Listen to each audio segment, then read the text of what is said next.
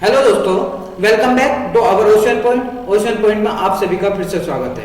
जैसे कि हम क्लास 11 राजनीति विज्ञान जो भारतीय संविधान उसके चैप्टर वाइज सीरीज लेकर चल रहे हैं। उसके ऑलरेडी हम 2 चैप्टर कंप्लीट करा चुके हैं। आज लेकर आए 3rd चैप्टर जो है हमारे चुनाव और प्रतिनिधि के बारे में। इंग्लिश में कहें तो इलेक्शन एंड रिप्रेजेंटेटिव।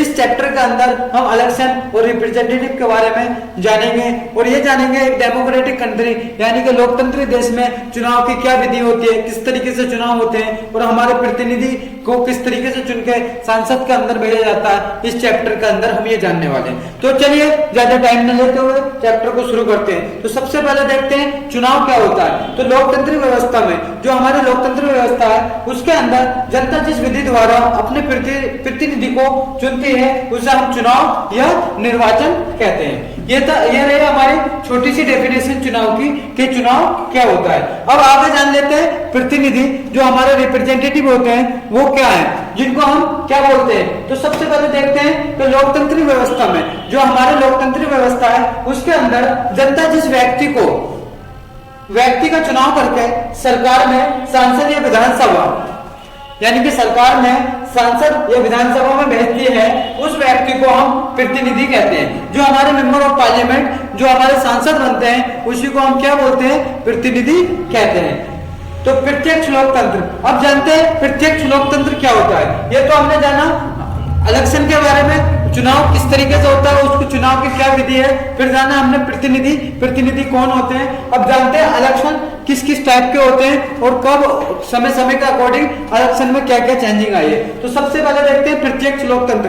प्रत्यक्ष लोकतंत्र क्या होता है। तो प्राचीन यूनानी नगर, कब की बात कर रहे हैं, प्राचीन यूनानी नगर राज्यों में कम जनसंख्या के कारण जनता एक स्थान पर प्रत्यक्ष रूप से एकत्रित होकर हाथ उठाकर रोजमर्रा यानी कि दैनिक के फैसले तथा सरकार चलाने का भाग लेते थे, जिसे प्रत्यक्ष लोकतंत्र कहते हैं। जब की बात कर रहे हैं, जब बहुत कम संख्या में लोग होते थे तो उनको एक ही जगह पर एक किसी ग्राउंड में इकट्ठा करके और हाथ उठाकर उनसे कि कौन किसके पक्ष में वोट करने वाला है, वो वहीं से क्या करते थे, वो चुनाव इस तरीके से भाग लेकर प्रत्यक्ष लोकतंत्र कहते हैं।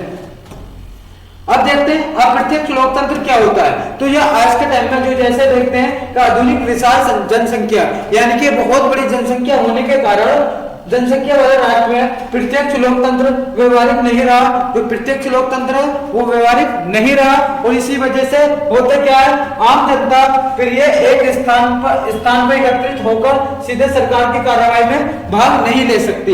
इसीलिए अपने को भेजकर सरकार में अपने उपस्थित दर्ज करवाती है और इसे अप्रत्यक्ष लोकतंत्र कहते हैं। तो अब आगे देखते हैं चुनाव और लोकतंत्र। ये छोटी चीज है। अब आया मेन टॉपिक चुनाव और लोकतंत्र यानी कि लोकतंत्र के अंदर चुनाव का महत्व क्या है और किस तरीके से लोकतंत्र में चुनाव होते हैं। तो सबसे पहले देख लेते हैं कि चुनाव और लोकतंत्र एक सिक्के के 2 पहलू हैं। तो इनका कहने का मतलब यह है कि जैसे एक सिक्कों के 2 पहलू होते हैं इसी तरह चुनाव और लोकतंत्र होता है। चुनाव का मतलब होता है उसी मतलब लोकतंत्री देश में जब चुनाव होता है तो वो क्या होता है, बिना किसी पक्ष या बिना भेदभाव के जो इजीली हम जिसका मन करे उसको वोट देकर और किसी का अगर मन नहीं करता है तो वहां पे एक ऑप्शन और दिया जाता है जिसे हम बोलते हैं नोटा। तो ये एक लोकतंत्री कंट्री में और एक लोकतंत्री देश में ही हो सकता है। तो इसलिए चुनाव और लोकतंत्र एक सिक्के के 2 पहलू है, क्योंकि यहाँ पे हर व्यक्ति को अपने इच्छा अनुसार प्रतिनिधि चुनने का अधिकार है। इसीलिए लोकतंत्र चुनाव के बिना अधूरा है। जब लोकतंत्र नहीं होगा मत तो चुनाव भी क्या काम करेगा। तो लोकतंत्र चुनाव के बिना अधूरा है। तो चुनाव लोकतंत्र के बिना महत्वहीन है। यानी कि अगर लोकतंत्र नहीं है तो वहां चुनाव कराने का भी कोई महत्व नहीं है, वो भी एक महत्वहीन हो जाएगा। तो अब भारत में चुनाव के इतिहास, अब भारत में देख लेते हैं कब फर्स्ट टाइम चुनाव कब हुआ था, इसका क्या इतिहास है। तो भारत में पहला चुनाव सन 1951 और 52 में हुआ था। यानी कि हमारा कॉन्स्टिट्यूशन हमारा संविधान लागू होने के बाद 1951 में पहली बार इलेक्शन हुआ जो 1951-52 में हुआ था और दूसरी बार चुनाव जो हुआ था 1957 में हुआ था। अब बात में चुनाव की व्यवस्था। अब देखते हैं हमारे भारत के अंदर चुनाव किस तरीके से किया जाता है और इसकी क्या व्यवस्था है। तो सबसे पहले देखते हैं भारतीय संविधान में चुनाव के लिए कुछ मूलभूत नियमों, कानून एवं स्वस्थ संस्था का गठन के नियमों को सूचीबद्ध कर रखा है। उसमें क्या विस्तृत नियम कानून संशोधन है, परिवर्तन का काम विधायिका को दे रखा है, यानी कि उसमें कोई अगर चेंजिंग लानी है तो वो किसको काम दे रखा है, वो विधायिका को दे रखा है। चुनाव व्यवस्था में चुनाव आयोग का गठन होता है, यानी कि चुनाव व्यवस्था के अंदर एक चुनाव आयोग बनता है जिसको हम इलेक्शन कमीशन कहते हैं। उसकी कार्यप्रणाली, कौन चुनाव लड़ सकता है, उसका जो काम है क्या देखने का। सबसे पहले देख लेते हैं कि कौन चुनाव लड़ सकता है, फिर उसके बाद देखेंगे कौन मत दे सकता है, यानी कि वोट देने का किसका अधिकार है। ये भी सब कौन देखेगा, एक चुनाव आयोग देखेगा। कौन चुनाव देख रेख करेगा, मतगणना कैसी होगी, यानी कि जो वहां पर काउंटिंग है वो किस तरीके से होगी, सभी स्पष्ट रूप से लिखे हैं। अब आगे देखते हैं चुनाव आयोग क्या है। तो इलेक्शन कमीशन के बारे में जान लेते हैं। तो सबसे पहले देखते हैं चुनाव आयोग। तो चुनाव आयोग वो संस्था है जो हमारे देश के अंदर, पूरे ऑल ओवर इंडिया के अंदर, जो अपने बिना किसी पक्ष, बिना किसी भेदभाव और बिना किसी अपने फायदे के लिए वो इलेक्शन कराती है और एक शांतिपूर्ण इलेक्शन कराया जाता है। तो ये कौन, किसका काम है, चुनाव आयोग का, जिसे हम इंग्लिश में बोलते हैं इलेक्शन कमीशन। तो सबसे पहले देखते हैं इसमें क्या है। तो भारत में स्वतंत्र है एवं निष्पक्ष चुनाव कराने के लिए एक 3 सदस्यीय चुनाव आयोग है, यानी कि भारत के अंदर निष्पक्ष चुनाव, जो मैं अभी बोल रहा था किसी के पक्ष में जाकर काम नहीं करते हैं, ये निष्पक्ष चुनाव कराने का काम करते हैं, जिसमें एक मुख्य कौन होते हैं, चुनाव आयुक्त तथा 2 अन्य चुनाव आयुक्त होते हैं, यानी कि एक तो उनके मुख्य, एक तो चीफ होते हैं, 2 अदर सदस्य और होते हैं। तो मुख्य चुनाव आयुक्त की नियुक्ति राष्ट्रपति कराते हैं, यानी कि मुख्य चुनाव के जो आयुक्त हैं उनकी नियुक्ति कौन, उनको कौन चूज करते हैं, तो वो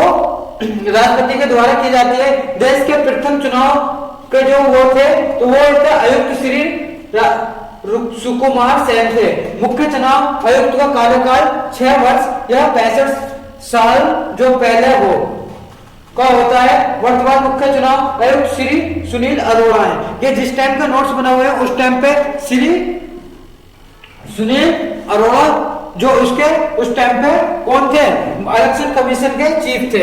अब आपकी डेट में अगर आप चेक करेंगे तो शायद कोई और होंगे, तो आप वो समय के अकॉर्डिंग वो चेंज होते रहते हैं और ये कोई फिक्स नहीं है कि कितना टाइम तक रहेगा।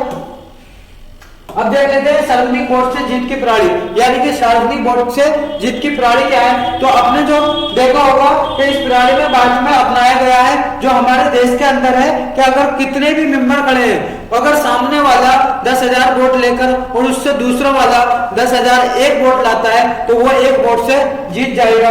इसी को हम क्या कहते हैं, सार्वजनिक वोट की प्रणाली बोलते हैं और ये भारत में अपनाई गई है। इसमें सबसे अधिक वोट पाने वाला विजय होगा, चाहे जीत का अंतर 1 ही वोट हो। ठीक है, अब आगे देखते हैं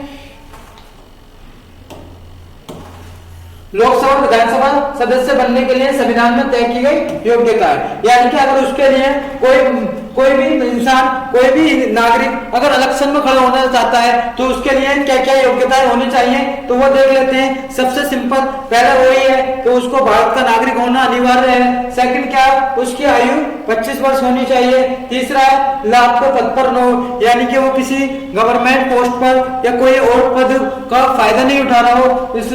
अगर वो उठा रहा है तो उसको उससे इस्तीफा देना पड़ेगा और तब जाकर वो इलेक्शन लड़ सकता है। पागल या दिवालिया ना हो, यानी कि वो मेंटली भी फिट होना चाहिए और क्या आपराधिक प्रकृति या सजा का याफ्ता ना हो और ऐसा कोई क्रिमिनल भी ना हो कि ऑलरेडी वो किसी सजा से गुजर रहा हो। अगर ये सारी योग्यता है तो वो इलेक्शन लड़ने के लिए योग्य है। अब देखते हैं लोकतंत्र में चुनाव का महत्व क्या है। तो हमारे देश यानी कि लोकतांत्रिक कंट्री में चुनाव का क्या महत्व है उसके बारे में देखते हैं। तो सबसे पहले देखते हैं चुनाव और लोकतंत्र एक सिक्के के 2 पहलू है, जो हम अभी ऑलरेडी ऊपर पढ़ चुके हैं। आज विश्व में 100 से अधिक देशों में लोकतंत्र है। अगर पूरे वर्ल्ड वाइड देखें तो 100 से ज्यादा कंट्रीज ऐसे हैं जहाँ पे डेमोक्रेसी है, जहाँ पे लोकतंत्र है। जहाँ लोकतंत्र है वहां पर जनप्रतिनिधियों को चुनने के लिए चुनावी प्रणाली अपनाई जाती है और जाहिर सी बात है जहां पर लोकतंत्र होगा वहां पर अपने गवर्नमेंट चुनने का अधिकार किसके, जनता के हाथ में है। जनता जैसा चाहे उसे अपने गवर्नमेंट बना सकते हैं और उसको मेंबर हो यानी कि उसको जिताकर पार्लियामेंट के अंदर भेज सकती है। अब देख लेते हैं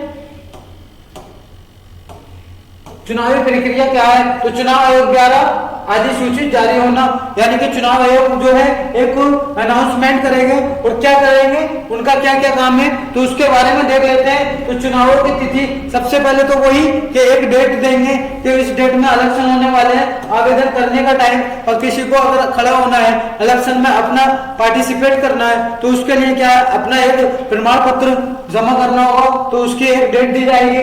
नाम वापस लेने की तिथि, अगर किसी ने भर दिया तो उसको किसी वजह से लग रहा है कि मेरा लड़ना बेकार रहेगा या मैं किसी वजह से कामयाब ना हो पाऊंगा या कोई और रीजन है, तो उसके नाम लेने तिथि यानी कि नाम वापस लेने की भी एक डेट फिक्स होती है। चुनाव प्रचार मतलब किस तरीके से प्रचार होना चाहिए, चुनाव प्रचार की निगरानी किस तरीके से प्रचार हो रहा है, कोई ऐसा तो नहीं है कोई पैसा देकर या गलत तरीके से प्रचार कर रहा है, तो ये सारे करना।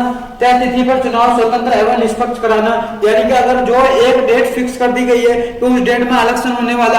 अभी आपने देखा होगा कई सारे राज्यों में कई सारे राज्यों में इलेक्शन हुआ और वहां भी इलेक्शन की एक डेट दे दी गई कि इस डेट में उस राज्य में इलेक्शन होने वाला है, तो उसी डेट पे और उसी जगह पर निष्पक्ष और स्वतंत्र यानी कि कोई भी दबाव या किसी के पक्ष में न जाकर वहां को ये कराना, फिर मतगणना कराना, मतगणना के बाद चुनाव को परिणाम घोषित करना कि कौन क्या किसका क्या रिजल्ट आया। ये सब चुनाव अधिकारियों की नियुक्ति, जो जितने भी चुनाव अधिकारी नियुक्त होते हैं तो ये कौन, ये एक सरकारी टीचर्स वगैरह इनको नियुक्त किया जाता है। मतदान केंद्रों की स्थापना, और ये जितने भी सरकारी स्कूल और भी सरकारी संस्थाएं होते हैं तो उसको क्या बना दिया जाता है, मतदान केंद्र को बना दिया जाता है। ये सारा काम किसका है, चुनावी प्रक्रिया में ये होता है। अब आगे देखते हैं समानुपातिक प्रतिनिधित्व की प्रणाली क्या है। तो सबसे पहले देख लेते हैं इस प्रणाली में प्रत्येक पार्टी चुनाव से पहले अपने प्रत्याशियों की एक प्राथमिकता सूची जारी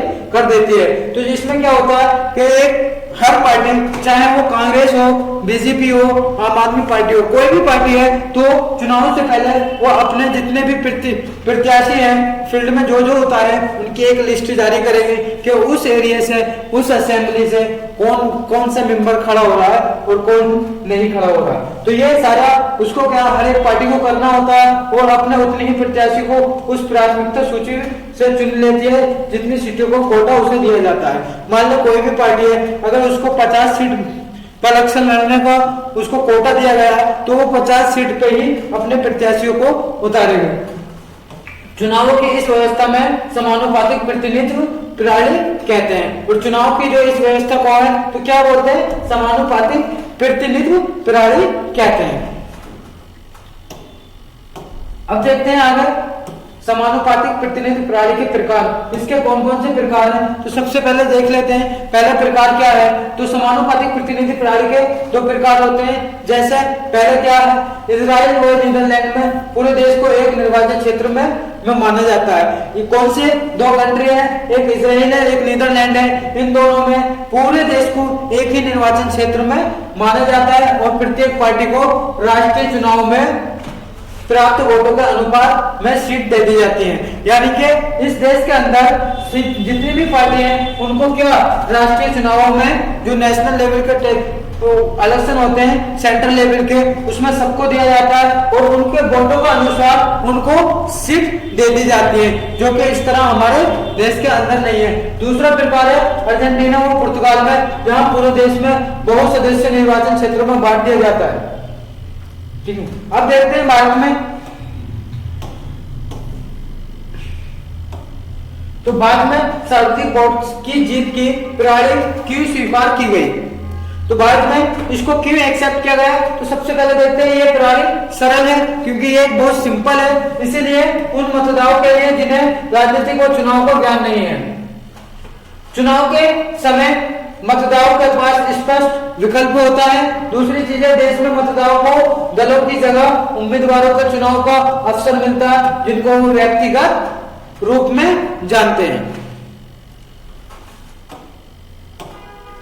अब आगे देखते हैं निर्वाचन क्षेत्रों का आरक्षण, यानी कि जिस एरिया से किसी भी एरिया में किस तरीके से उसको रिजर्वेशन किया जाता है, उसका आरक्षण क्यों किया जाता है और इसका क्या काम है, तो देखते हैं। सबसे पहले तो भारतीय संविधान द्वारा, यानी कि हमारे भारत के संविधान के द्वारा, भारतीय संविधान द्वारा सभी वर्गों को संसद में समान प्रतिनिधित्व देने का प्रयास में आरक्षित निर्वाचन क्षेत्रों को व्यवस्था को अपनाया गया है। इस व्यवस्था में के अंतर्गत किसी निर्वाचन क्षेत्र में सभी मतदाता वोट तो डालेंगे, लेकिन प्रत्याशी केवल उसी समुदाय या सामाजिक वर्ग का होगा जिसके लिए सीट आरक्षित है। तो होता क्या है कि अगर हमारे देश के अंदर सबको बराबर का हक दिया गया है और सबको एक समान माना गया है, तो होता क्या है, कभी कभी देखा होगा आप जो जनरल वाले हैं या जो पहले से ऑलरेडी इलेक्शन जीतते चले आए हैं, तो और वहीं पर कुछ गरीब यानी कि कुछ दलित फैमिली या कुछ और भी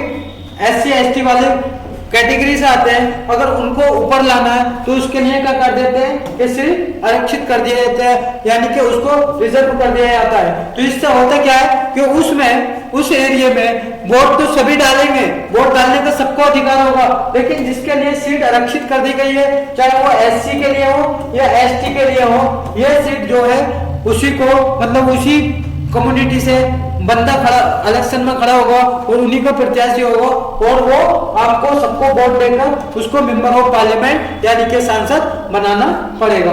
तो सार्वभौमिक व्यवस्था मताधिकार क्या है, तो इसमें जान लेते हैं। किसी जाति, धर्म, लिंग एवं क्षेत्र के भेदभाव के बिना सभी 18 वर्ष के ऊपर आयु वर्ग के नागरिक को मत देने का अधिकार है। तो इसमें बोल रहे हैं कि ऐसा नहीं है कि किसी को किसी भी के धर्म, किसी की जात, किसी के जेंडर को लेकर उसको वोट डालने का हक नहीं है, बल्कि ये बोल रहे हैं कि सबको इक्वल राइट है, चाहे किसी का कोई जेंडर हो, किसी का कोई भी रिलीजन हो, सबको वोट डालने का और सबके वोट का बराबर का महत्व दिया गया है।